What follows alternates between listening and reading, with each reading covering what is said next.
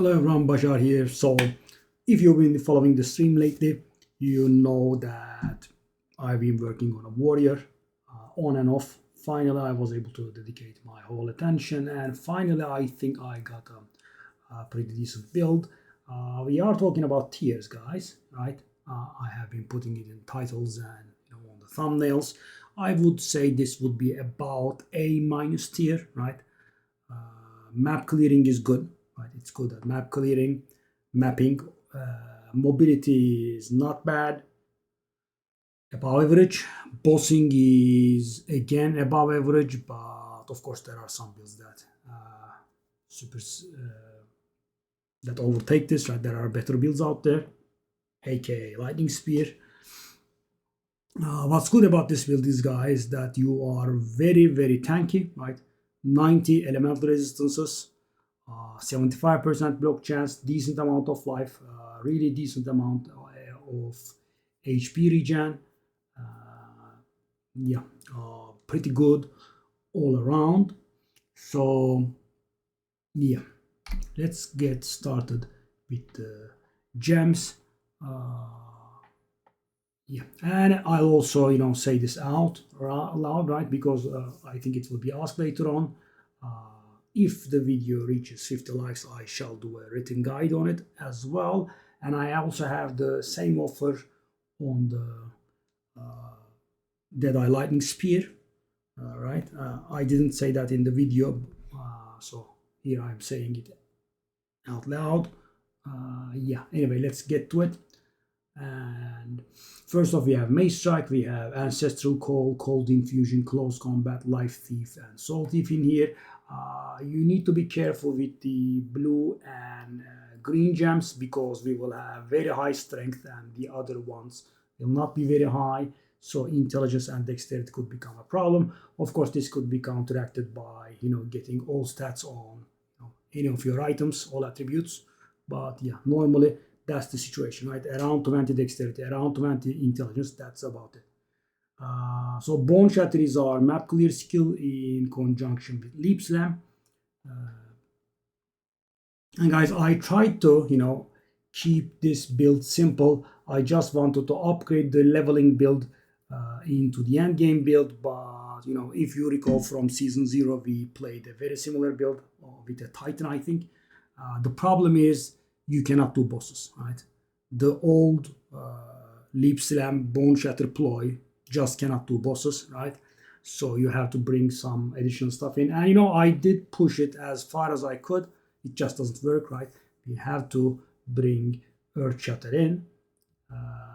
But that's about it, right? That's what you have on top of the leveling build. You bring Earthshatter in and that's it. We'll go over it. So we have Impact Shockwave, Magnified Effect, Reach, Defy, and Devastate for it. I will do a whole video dedicated on explaining how Lucky works and how profitable it is, right? As I said, yeah, we will have a video. It should be coming in a few days. We have Shield Charge with Second Wind, Ingenuity, and Stomping Ground. We have Leap Slam. I guess you can let one of these sockets go here. We have Martial Tempo on the Leap Slam. This is not very important. I will talk about this at the end of this section. Leap Slam, Martial Tempo, Brink, very important, right? So it doesn't stun, right? I will explain how it goes. So you jump on enemies with Leap Slam, then you prime them for heavy stun, then you hit them in the face with Boneshatter, and it will trigger a screen-wide explosion.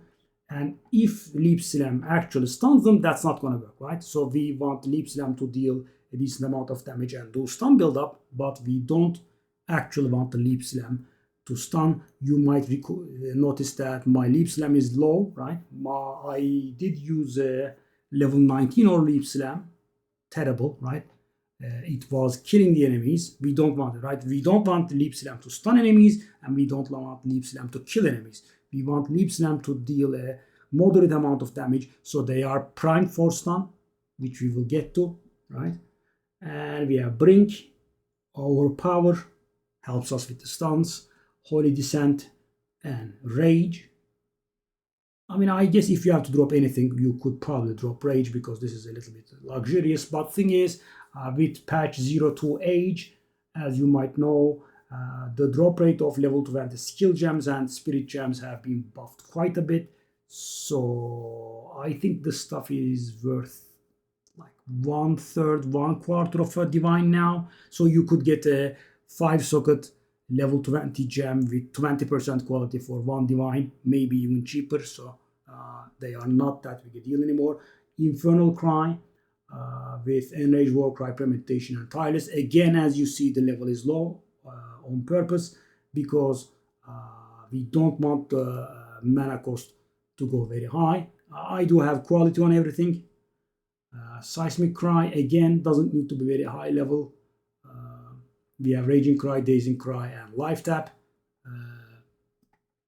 So that allows the Seismic Cry to be high leveled, right? Its cost is in life, so there is no mana problem. But if you are not going to use Life Tap here, right, you could use Inspiration for lowered cost and keep the Seismic Cry on a low level as well, right? I don't know, what's like 10 or something. So the cost doesn't go very high because you just want to use these abilities. Their levels don't really matter too much, right? We have Hammer of the Gods, that is our boss killer ability. Rage Forged consumes rage to deal more damage. We have a lot of mechanics that give us rage, so that will work. Fist of War, that's beautiful. No more than every 6 seconds. We won't be able to cast the hammer more than every 6 seconds anyway. And then we have Heavy Swing, more damage, less attack speed. We don't really care about the hammer's attack speed because we are going to do hammer once or maybe twice. We have Hourglass. Hourglass Rival would be concentrated effect. It would add 30% damage, exactly like Hourglass, but instead of giving it cooldown, it will reduce the area of effect. That could be problematic for mobile bosses, but you could definitely start with that, right? Because sometimes the cooldown gets on the nerves. And I have Heftier for some more damage. Yeah, that's about it. Could replace that with Brutality maybe. Okay, we have Earthshatter. Earthshatter is mainly to be used for stunning bosses, but if your damage is not very good, if you are struggling with rares, it can also be used to kill the rares.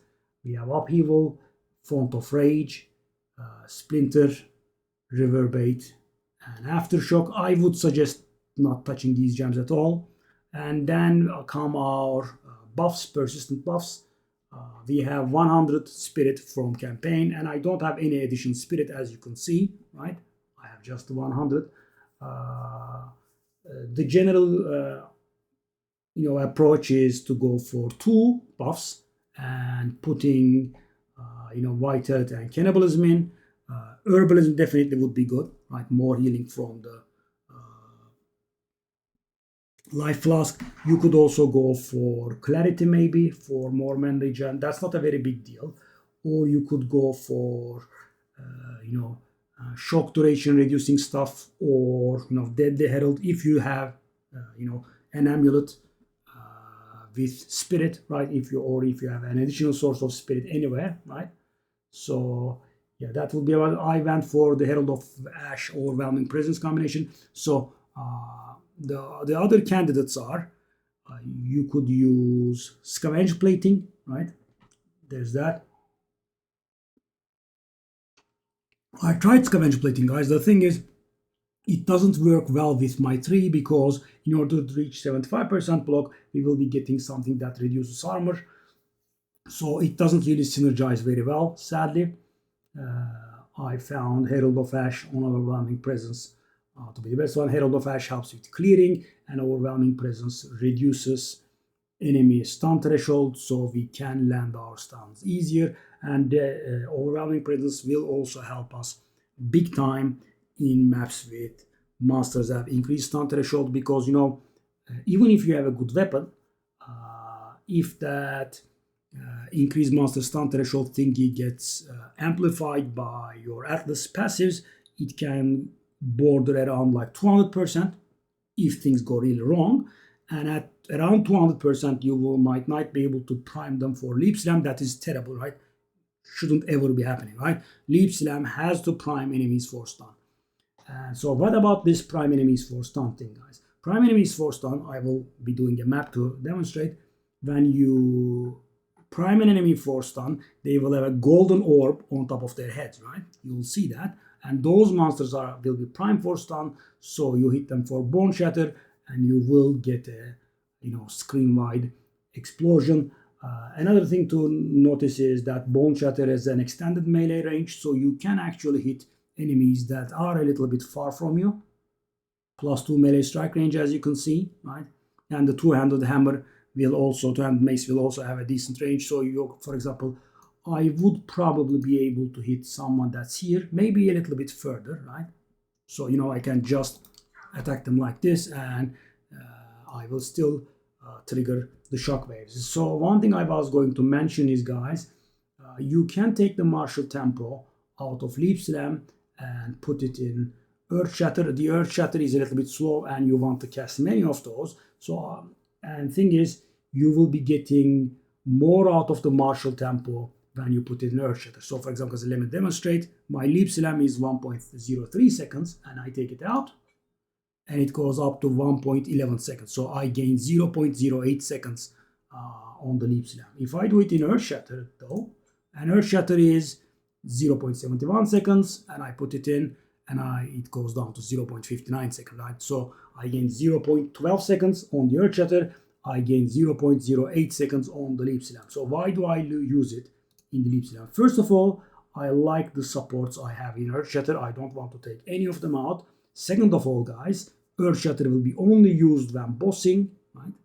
And Leap Slam will be used all the time because you're going to use it when mapping. So even though the gain on Earthshatter is more, because I will be using Leap Slam much more, I went for the Leap Slam option. And of course, there is always the simple option of swapping out gems. I don't like that very much, right? But you can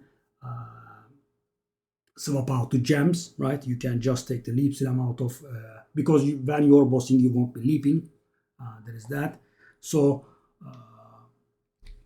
how does this operate, guys? So you leap on enemies, right? And another thing to mention is, guys, sadly, Warrior is a big fan of grand finales. What I mean by that is, guys, most of Warrior skills have a very slow finish, right?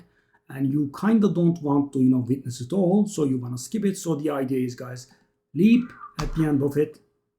So take a look at how slow the landing is. Even goes with shield charge, guys.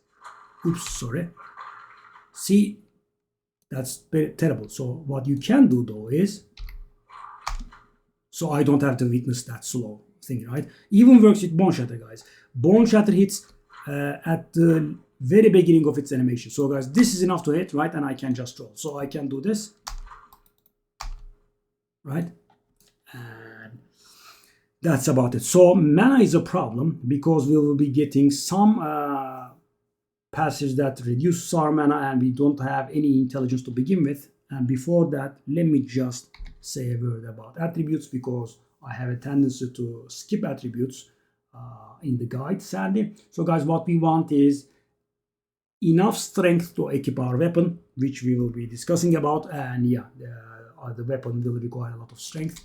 As you can see, mine requires 540. So you should be micromanaging this, right? You should have enough strength to equip your weapon, right? And it will go up to 636. That's the highest amount that's possible. And as I said, you should have that. You should have enough dexterity and intelligence to use your blue and green gem set, right? In reverse order. Dexterity for green and intelligence for blue gems. You don't need anything, right? All of your armor should be, pure strength, so you can have a lot of armor. Yeah. I sadly do have a little bit low armor compared to, what a regular warrior does. That's because of passive that we have chosen to reach 75% block chance. We should cap all of our resistances at 90% each, which I will get to. Chaos should be capped as well. We have 75% block chance, and I will have a dedicated block video coming, as to how it's calculated, right? All of the resistance should be 90% or at least close. You might not be able to cap this at times, but should be possible. I mean, if you go for a rich variant which uses Headhunter, then it could be a little bit harder. Yeah, so that's about it. So that's why my armor is a little bit lower, but I do have cap block, cap resistances, and these amount of. And take a look at this beautiful regeneration, guys. This does make a difference. Normally, guys, when you have a max level character, you just get the life regen from a random source. You have like 20, 30, and it doesn't do anything. At this level, it does do something, right? I mean, in the course of the fight, it does help. It's pretty nice. So, okay, that's it for attributes. As I said, minimum strength, minimum dexterity, minimum intelligence, as much strength as needed to equip your weapon, whatever it is. So, there is one thing that's nice about this build, guys. It is somewhat cheap, right? Because some of the items are, cheap by default. For example, guys, Thrill Steel is beautiful, right? It's decent enough, unique, mostly used for leveling. I would just suggest getting a 2-socket one, right? And until you cap your resistances, use resistance stuff. And after the resistances have been capped, you just use 2% increased life for everything. Sadly, that is a little bit expensive, right? It's about 100 exalted at this point. Soul Core of Hikwane, if memory serves. So we have a 2-handed weapon and a shield. That's what makes our strength requirement so bad, right? There is a keystone passive that allows us to use another item in the offense slot, but triples the requirements for our weapon, right? That's why. So this is normally a 180 strength requirement mace. And because of this, guys, for the first and only time in the game, reduced attribute requirements is actually useful, right?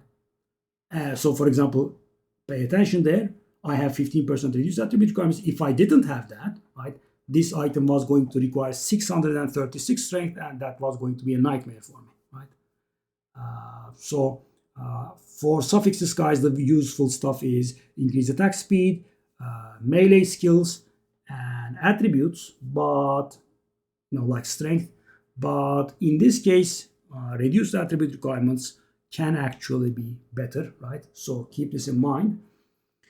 As for the shield, guys, we want high block chance, right? As a modifier. So shields, we will have a separate video for that, right? And I recorded an entirely separate video for how block is calculated and whatnot. So pure strength requiring shields have a base block chance of 26%, right? And the bonus that you can receive for as an explicit is capped at 81%, and that will give you 47% block chance, and only 81% will give you that 47%. Sadly, anything lower and it will go down to 46%, and the number will be rounded down. And unlike in some cases, the game will actually not remember the fraction. So if it's 46.46%, it's going to be 46%. And then if you increase it by some means, it will just take the 46% into account, right? As I said, you refer to my other video about blocking when it comes out. So you want life, you want more armor, you want chaos resistance here. The lightning resistance sadly is useless because of Smith of Kitava's working mechanisms. You only want fire and chaos resistances. Your other two resistances will naturally cap on their own. So the lightning resistance there does look pretty, but sadly is worthless. And about the prices, guys, this is something like 50 exalted or something maybe. I also do a bit of a price check for you guys. This shield would be about 1 divine because it's lightning resistance and not fire, right? The stun threshold is nice to have, right? It's no big deal. I didn't specifically look for it. The item just had it. Okay. For the amulet, you want melee skills, you want life, you want percentage life, and you want fire resistance. that's kind of it. The other two stats are not that important. I mean, if you can get strength, all the better. The more strength that you can get, the better it is, because you will be able to, equip your weapon in peace. Yeah. So guys, what you generally want is fire resistance, strength, and chaos resistance from kind of all items, right? As for the ring, again, fire resistance, strength, life, right? The flat damage does not matter too much because the weapon's base attack range is already, very high, because it has low attack speed. So I'm not saying it's harmful, but it also doesn't help big time. This mana that I have here is accidental, right? I wasn't going for the mana, but it does help my mana a little bit. So normal guys, you would have mana below 400, right? I'm level 91 right now, I think. Cast speed is useless. It doesn't even help the war cries, because war cries are only affected by war cry speed and skill speed. Life, fire resistance, chaos resistance. I don't have strength here, and I don't have strength here. As you can see, the chest is just going to be a white one. Go for ornate plate. It has a very nice implicit of regenerating life. And thing is, guys, don't buy this separately. You are allowed to use a white chest to trigger Scimitar of Kitava bonuses, but there is nothing that's saying it cannot be corrupted and it cannot have any other bonuses. So I went for a 3-socketed ornate plate, right? You could go for a 2-socketed ornate plate with additional physical reduction. That's also fine. The stuff that you see there is from my Scimitar of Kitava things, those 4 abilities, right? The life, the strength, the regenerate life, and the physical damage taken from hits as fire damage. These are all. So guys, I bought this item as it is, right? Previously I had, traded for the ornate plate, then I put the Iguanis in. That's actually a very bad move, because it's going to cost you upwards of a divine. And this time around, I think I paid 1 divine for this. And take a look at this, guys. Quality done, 3 sockets done, 3 Hikuanis already in, and I paid 1 divine for it. So, if I were to try to buy these pieces one by one, I would have probably paid about 1.5 divine or so. As for the glove, we want attack speed, strength, life again, as much armor as you can. And as you can see, all of my armor is pure strength only, because we wouldn't have the dexterity or intelligence to equip them anyway. And so guys, you need mana steal on one of 4 items, right? Because only those 4 items can have weapon, the 2 rings, and the glove, right? So you need 1 instance of mana steal, mana leech on one of those, wherever you like, right? So if you accidentally you have it on your weapon, then you don't need anywhere else, right? And you don't really care about the percentage. You will see that it's gonna be enough for everything. So I didn't get it on my weapon and my 2 rings, so I had to get it on my glove. But if you can get it on your ring or weapon, try to go for +2 melee skills here. Strength, attack speed, and melee skills, right? And life as usual. For the belt, I would definitely suggest Inferno Clasp. It's very nice, right? You can get +5 max res here, right? And you will see that it also will translate to max cold res and max lightning res. It's a pretty good belt. There are variants that use Headhunter for this. Then you have to sacrifice it somewhere to get those maximum fire resistance. There are also variants of this build that use Chernobox Pillar for the shield, so you do not reach 75% block with that one, because it doesn't have any additional block chance. But you go for the Glancing Blows Keystone. That's an entirely separate build, and it might help you to think about that Chernobox Pillar's worst versions are 70 divine, and this build, everything brought together maybe 20 divine, right?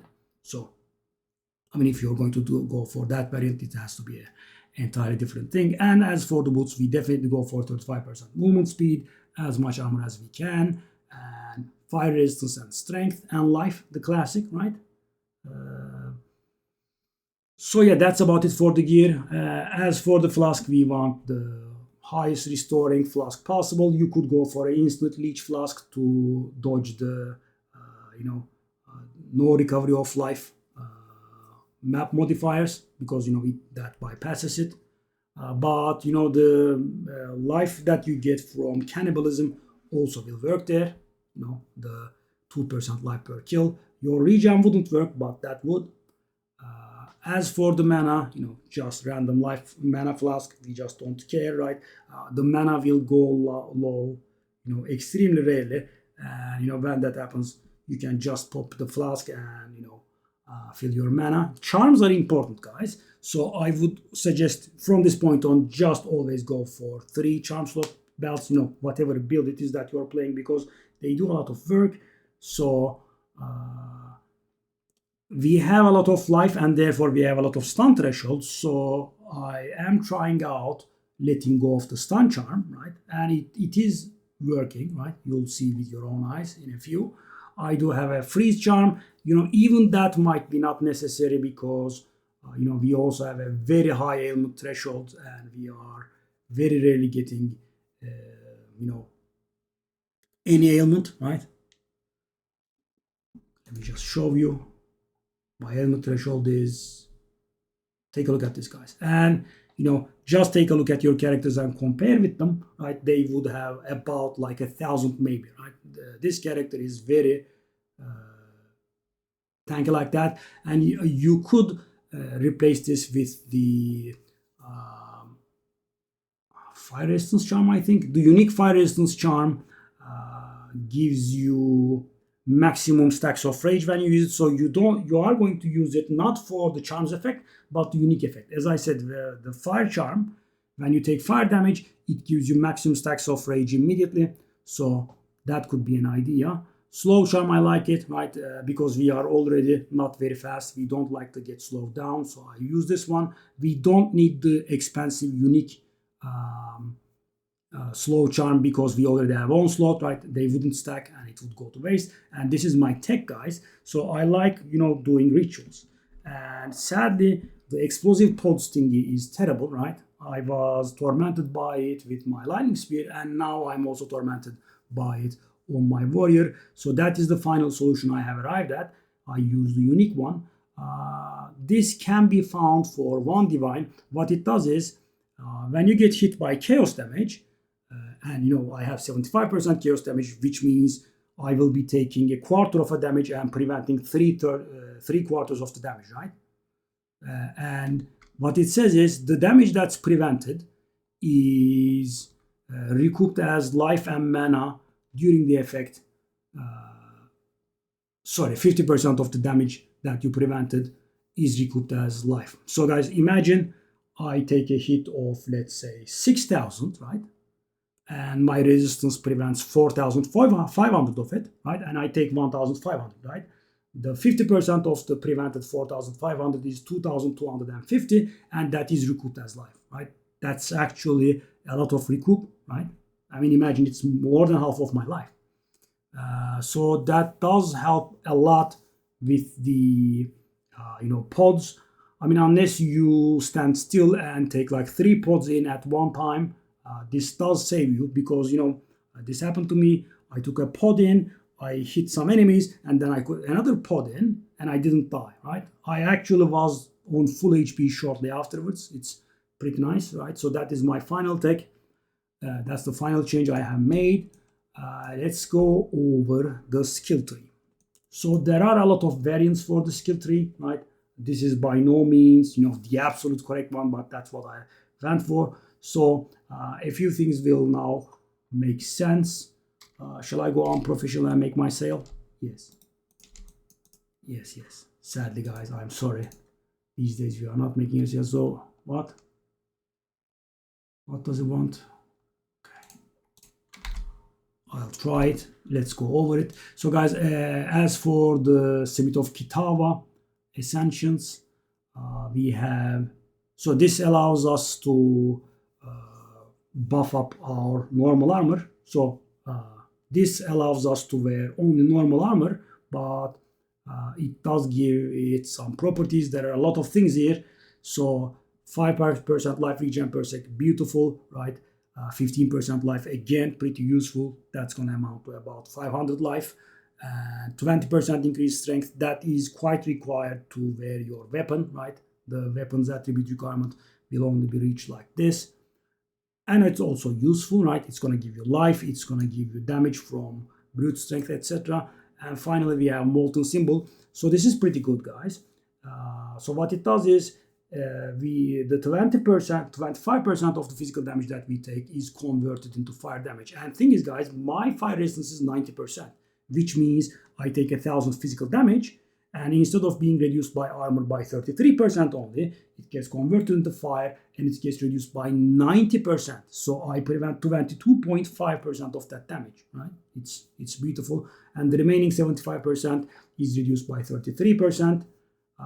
So I basically take 52 damage, 52% damage from physical hits, even with my low armor, right? So that's the combination of armor and the other thing. My unprofessionalism didn't pay off. I guess the guy didn't even get the invite. I don't know. No big deal. So we have cold stalker here. So fire resistance adds cold and lightning resistance at half the value. That's why you don't need any other resistances. And we will be overcapping fire on purpose. You'll see. And max fire resistance modifiers also increase maximum cold and lightning resistances. That's how we have 90% each. And so, for example, guys, this belt gives me 5% max fire res, max percent lightning res, 5% max lightning res, and 5% max cold res all at once, right? Beautiful. And not to make a great mystery of things, that is the final piece of the puzzle. +1 max fire res for each 40% uncapped fire resistance, right? Uncapped means this number in the bracket, guys. So I'm getting 6% fire resistance from my uncapped fire resistance, right? Because it's 240 divided by 40%. That's 6. I get 6% from there. I get 5% from there. That's 11%. I get 1 more percent from this passive. That's 12%. And the remaining 3% come from my jewels. I will show them to you, but all of my 3 jewels have 1% fire resistance on them.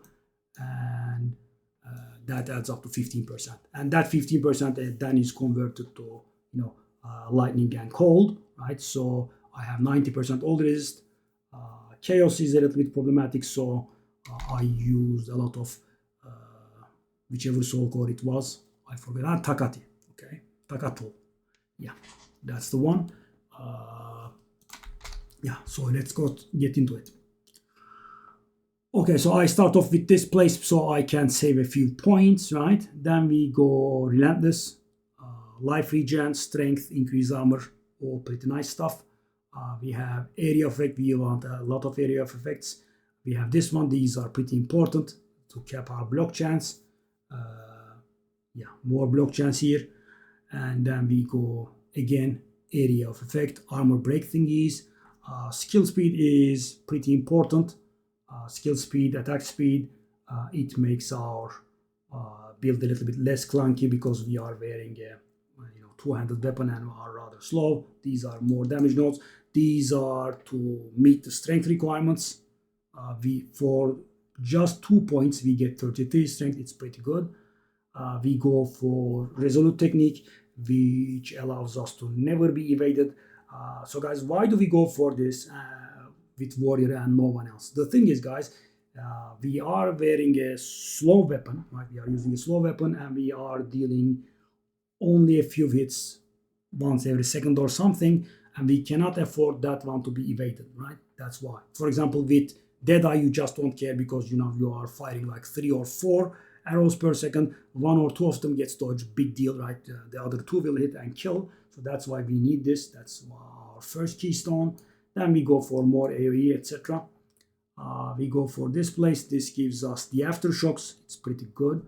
And guys, aftershock, yeah, I didn't go over aftershock. So what aftershock means, guys, it gives a vibe of, additional damage, but a bit low, right? Yeah, the thing is, it's not low. It is going to deal the exact same damage in the exact same area, which means, 100% damage up, right? It's insane, extremely powerful mechanic. So yeah. And slams and strikes have different modifiers. So with slams we will have 18% chance, and with strikes we will have 10% chance. Strike is Boneshatter, and the other stuff is slams. Yeah, everything else is slams. Hammer of the Gods is a slam, Leap Slam is a slam, Earthshatter is a slam, but Boneshatter is a strike. So we have this more percentage strength. That's pretty important because we need a lot of strength. So we have 20% strength from our body armor, we have 5% strength from here, and we will have 7% strength from polymathy, which means we will have 32% strength. That's how you reach that kind of crazy amounts. So there are a lot of people that stop the tree here. There are some people that stop the tree even right here without Titanic and Skull Crusher. It's an option. I wanted to go all the way up here so I get some more area, and the main prize was this, right? The 30% block chance. So this reduces my armor but allows me to cap my block chance, right? And otherwise it wouldn't have been capped. That's why I went for this, guys. I am satisfied with this choice, right? So as I said, I have 90 all resistances, I have 75 chaos resistance, all elemental resistance, 75% chaos res, 75% block chance, almost 4,000 life, and around 350 life regen. It's pretty good, right? Very survivable. So we go for this. That's going to give us some nice damage. That's our other keystone passive that allows us to wield something else in the other hand, but sadly our attribute requirements will be tripled. That's why we need a ton of strength. This is to cap our resistances, jewel slot, these area nodes, the skill speed nodes, and finally we have polymathy. This helps us with the strength. So for example, guys, at this point I have 550 and I don't have strength in one ring and one amulet. So if I did get around 30 on these, I would have around 80 more strength, which would have allowed me, because there is a 32% bonus, which would have allowed me to wear the highest attribute requiring maces. But let's say you don't have that, right? You still have a very nice mace that you requires 630 strength, 636 strength, I'm sorry. So what's the solution? The solution are these nodes, guys. 4% reduced attribute requirements, and there are 3 of them, so which is pretty beautiful, which would mean, let's take a look. So 636 is the absolute highest.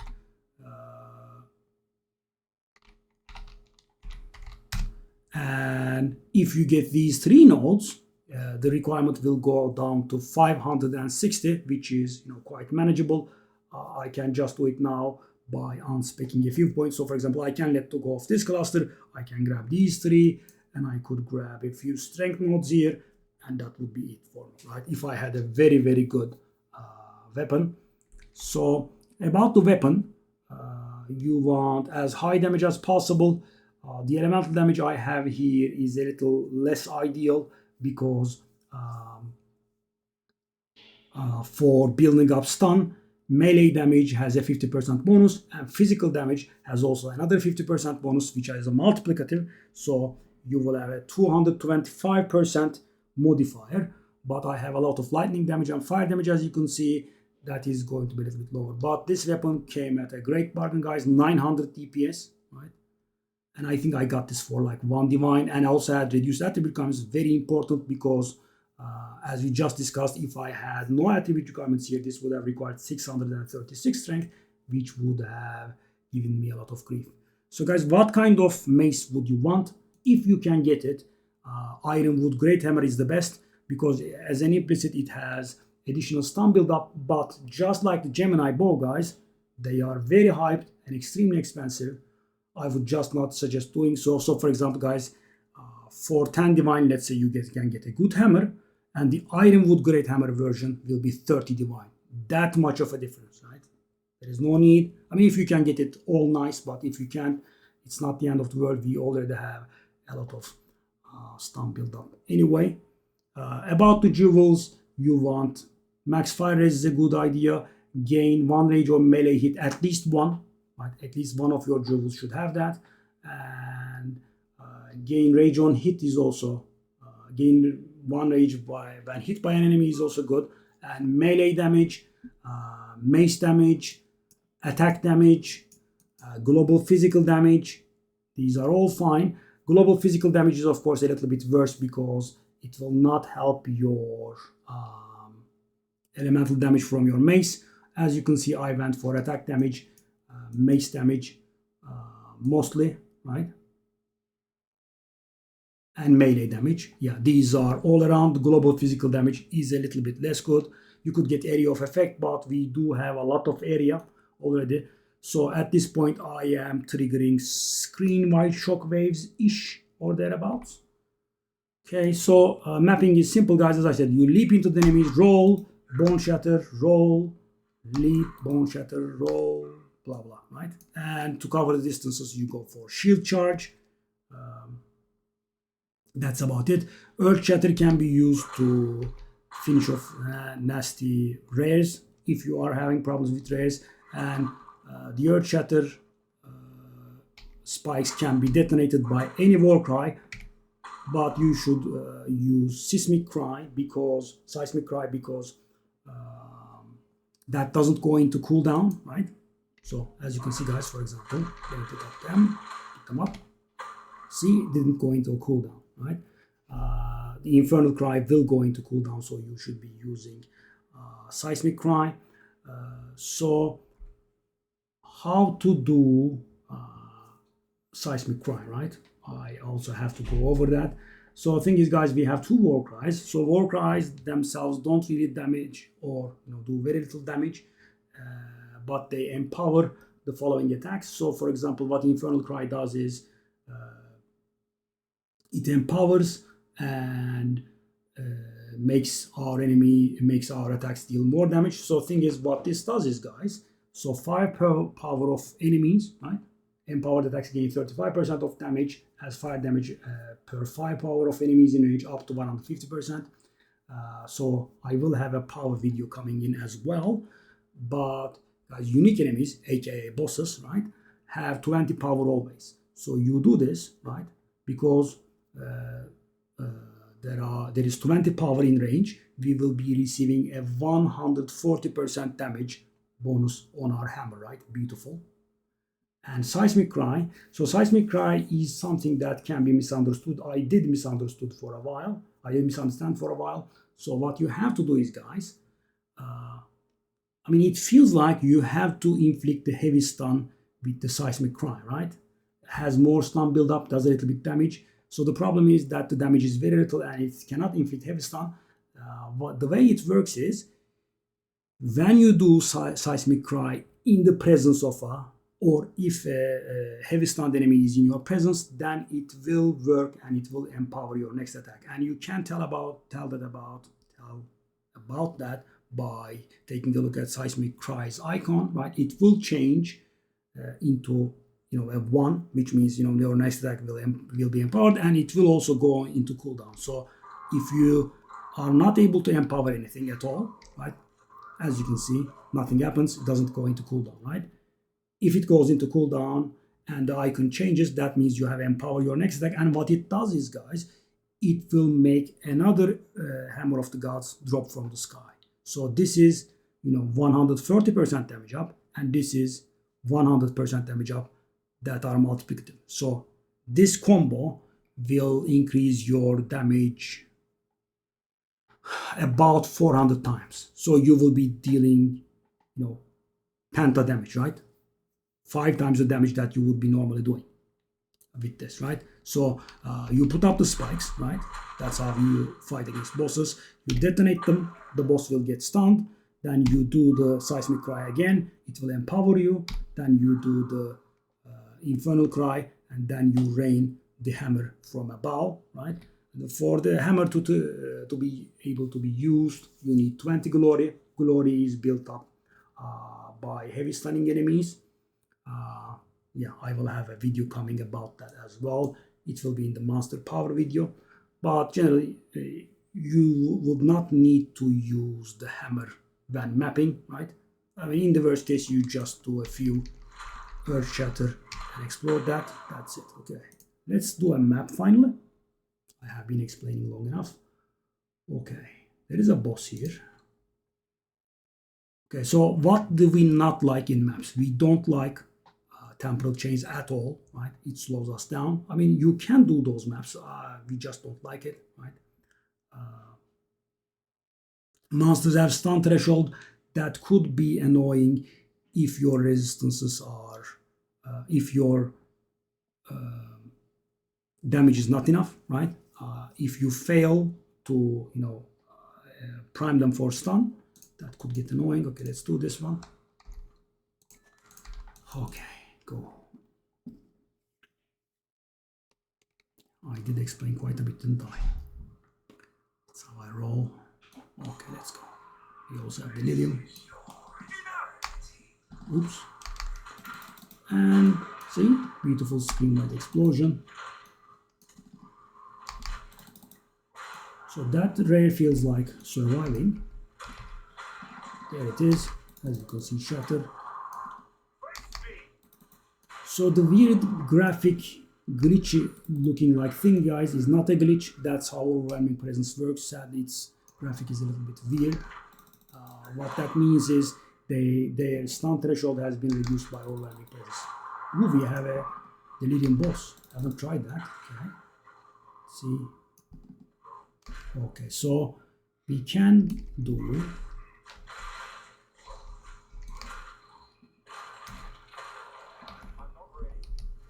Oops, I messed up a little bit. Okay. I mean, the thing is, because it wasn't a map boss, the original hammer did too much damage. I was not expecting that. Okay. So guys, as you can see, I cannot use the hammer now.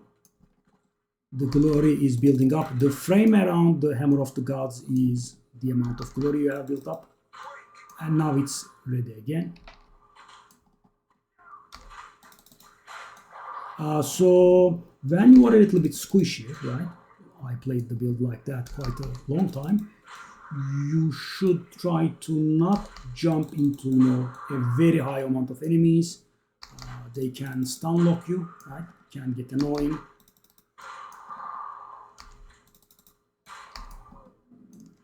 Oops. So guys, you see the orbs around them? See? That orb, so I hit that guy and stun the crowd. As you can see, at this situation, I'm easily able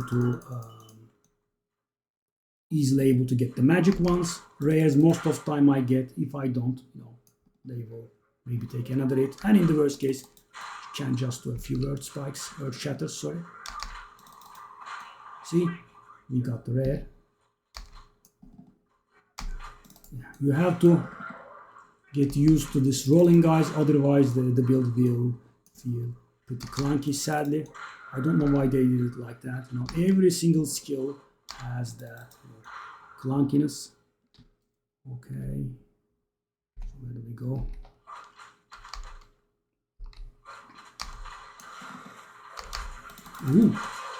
Ooh. Corruption monsters always annoying. Oops, I was doing the wrong skill. Yeah, I sometimes make that mistake, guys. I thought that I was doing Earth Shatter, but I actually was doing the Seismic Cry, which does nothing. Yeah, the corruption stuff is pretty dangerous.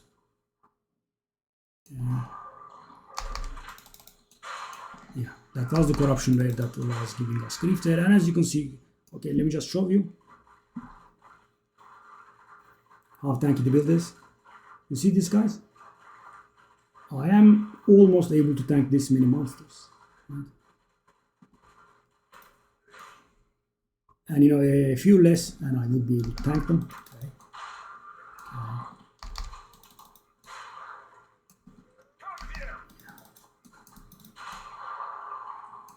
Again, corruption. I just triggered the corruption. Wow. I mean, I think we have some resistance penetration or something, because the damage that we are taking is really abnormal.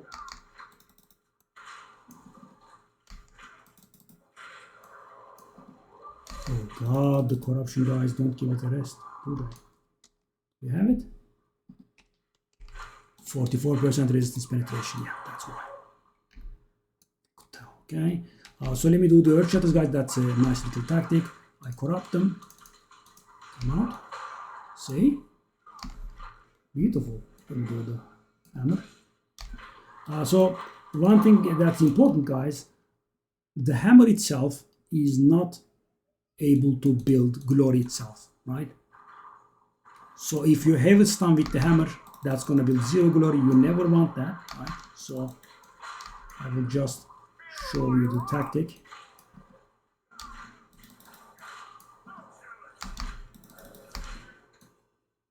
Wow, those corruption monsters, eh?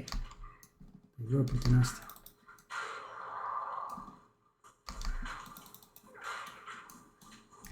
Okay. So try to have your glory when you are engaging the bosses. That was an aftershock. A second hammer fell out of the sky, as you saw.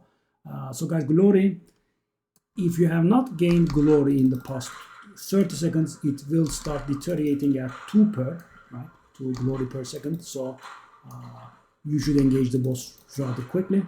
Not extremely quickly, but somewhat quickly. Do the last stuff and go to the boss directly. You could just find the boss teleporter and go there when you have the glory, or maybe go somewhere else and trigger the boss teleporter by doing all of the content on the map and come back later on. Okay. So I do have glory. Oh, there is a wisp. Okay, let's go. Oh no, it's gonna take us to the other side of the world. Oh, not that bad, I guess. Okay. Whoa! Tier 5 siege cruiser. Not bad, not bad.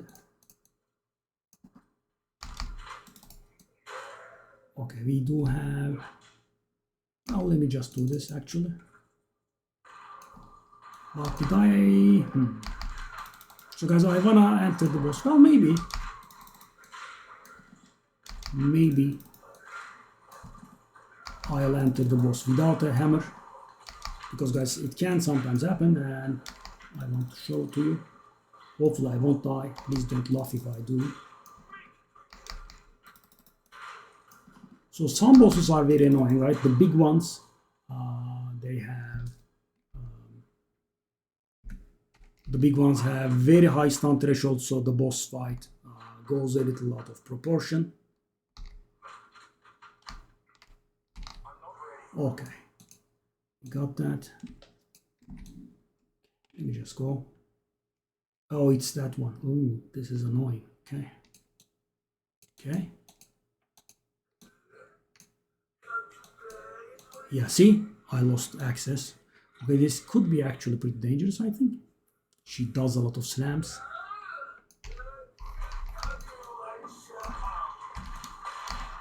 Okay, that is a very small amount of stun build up.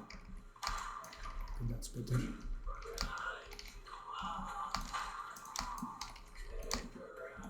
Whoa.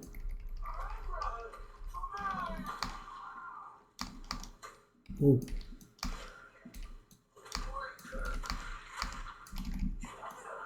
Okay, now I do the thing. See the aftershock?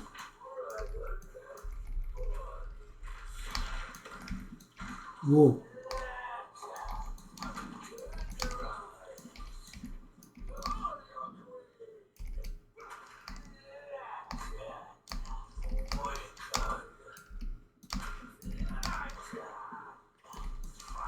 Yeah.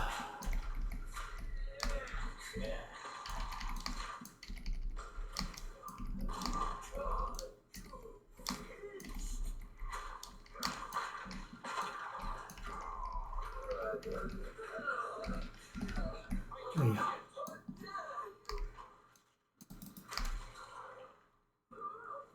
A little bit bad. I mean, we got the job done, but I guess not too good. That's somewhat okay. Wow, that's what tier 5 means. It draws that thing, eh? Okay. Okay, you can retire. These have potential. Okay. What am I doing? Okay. Big deal. Let's go. Let's finish this map. So what do we have? We have killed the race, we have done the delirium, we have done the boss. Now it's time for... Yeah, so the problem is, guys, my weapon has a ton of elemental damage, which actually reduces my stun build up by a little bit, because, you know, there is a 50% bonus for physical damage, and there is a 50% bonus for the melee damage. So I'm getting the melee damage one, but I am kind of wasting half of the... Okay. See the aftershocks? I do leap slam, and sometimes the aftershock happens. So guys, it's very important that your leap slam doesn't kill and it doesn't stun, right? So the stunning can be solved with the Brink support gem. It prevents it from stunning. And the killing part would be solved by a low level leap slam. So because when I first got this build, I got a level 19 or 20 leap slam, and I was killing them, and you know, it makes the mapping experience very bad, because you know, you can plan nothing for stun, only the tankiest normal monsters. Yeah, it's ugly. And yeah.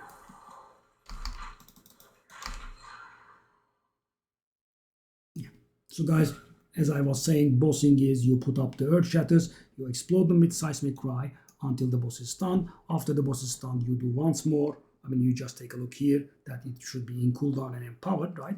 And then you do the infernal cry, and then you do the hammer of the gods. This combo would give you penta damage, right? So it's pretty important. If you do a regular slam, what's the name? The hammer of the gods, the damage will be much smaller, and there will be always a chance for, of course, an aftershock, but that's just a chance, right? 18% can happen, cannot happen. Try to make sure that you have 10 rage when you use hammer of the gods, because that will increase its damage by another 35%. Rage force, right? That's why we have the font of rage on Earthshatter. Take a look at this. See? And because we have mana steel, that will fill. As you can see, I have this rate stacks now, and then I can do my hammer with the damage bonus. So that's why we have this combo, right? Font of Rage in Earthshatter and Rage Forged in Hammer of the Gods. So yeah, that's about it. It was a long one, and I shall conclude the video before an hour. This was probably the longest. So guys, if the review reaches 50 likes, I shall also do a written one, and I will see you on stream. Bye bye.